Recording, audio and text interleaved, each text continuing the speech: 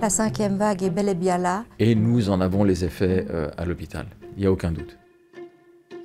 La 5e vague, présente à l'extérieur et à l'intérieur de l'hôpital. Une vague différente des précédentes dans sa forme comme dans son intensité. L'hiver s'annonce incertain. On dessine toujours ça, hein. C'est typique de ce qu'on voit dans les épidémies, et ça a toujours la même forme. Ce que ça n'a pas, c'est la même durée et la même intensité. Mais à l'hôpital, cette fois-ci, c'est différent. On a quelque chose qui est plutôt linéaire comme ça, mais on est encore à la montée. On a une centaine de patients et on est encore à la montée. Depuis la première vague, chaque vague a ses particularités. Alors on essaye de capitaliser sur l'expérience, mais on doit être capable de réagir différemment. Il faut vraiment axer sur ce personnel de nuit, sinon tu peux faire regarder s'il y a des 12 heures qui peuvent se faire. On peut aussi faire un switch F4-Q8. Ouais. Après, au niveau aide-soignant, on va rester à un aide-soignant. Je pense que ça devrait suffire vu que c'est une ouverture. Conséquence directe de cette 5e vague, l'ouverture de nouvelles unités qui viendront compléter la chambre 619 et les unités actuelles. Des places pour des patients qui viendront forcément ici, dans ces nouvelles unités en cours de mise en place. Du déjà vu, toujours d'actualité, plus de 18 mois après la première vague. Mais pour moi, c'est la 3e fois qu'on ouvre, on ferme. Ça devient notre quotidien dans cette période. Hein.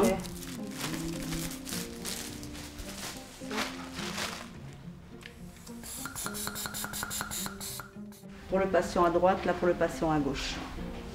Il y a toujours, en fait, il faut toujours qu'on vérifie toujours qu'il y a bien l'aspiration, pour l'oxygène. Et puis on vérifie aussi le matériel avant, s'il fonctionne. Vous voyez, pareil. Au moins, quand le patient arrive, tout est fonctionnel en fait. C'est vraiment les choses à vérifier avant chaque entrée, quoi. On est dans la même problématique que les autres fois, c'est-à-dire qu'on va devoir arrêter certaines activités électives de l'hôpital, non urgentes, pour pouvoir accommoder l'arrivée des patients Covid. Toutes nos prédictions étant très incertaines, on espère qu'on ne reverra pas les chiffres énorme qu'on a eu lors de la première et de la deuxième vague, 400 patients une fois, 650 patients une fois, simultanés dans l'hôpital avec un Covid aigu, et on table sur probablement un peu moins de 200, mais ça reste évidemment à vérifier.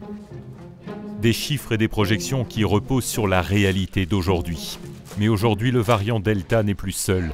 La menace Omicron est là. Pour le détecter, les HUG et les services du médecin cantonal ont développé un test de dépistage complémentaire au test classique pour mieux identifier les différentes infections.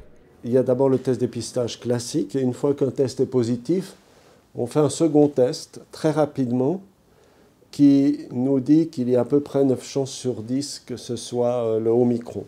Et puis ensuite, on doit continuer avec du séquençage génétique pour vraiment finement détecter exactement si c'est le Omicron. Le but ici, c'est de suivre ce qui se passe au jour le jour pour informer les autorités de santé publique et la population si ce virus qui aurait un comportement plus spécial ou inattendu circule dans la communauté. Une prudence qui passe aussi par des règles en lien direct avec la situation, comme pour les visites désormais limitées pour la plupart sur l'ensemble des sites des HUG.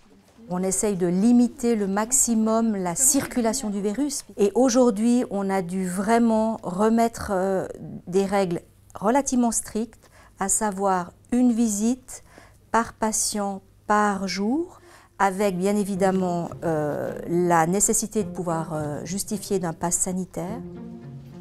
Des règles qui s'inscrivent dans un hôpital à nouveau en mode de crise, face à un virus aussi sournois qu'imprévisible, dans sa dangerosité, sa transmissibilité, comme ses mutations actuelles et à venir. Il serait complètement absurde de ne pas être inquiet. Mais l'inquiétude, ça n'a jamais aidé quoi que ce soit dans cette pandémie.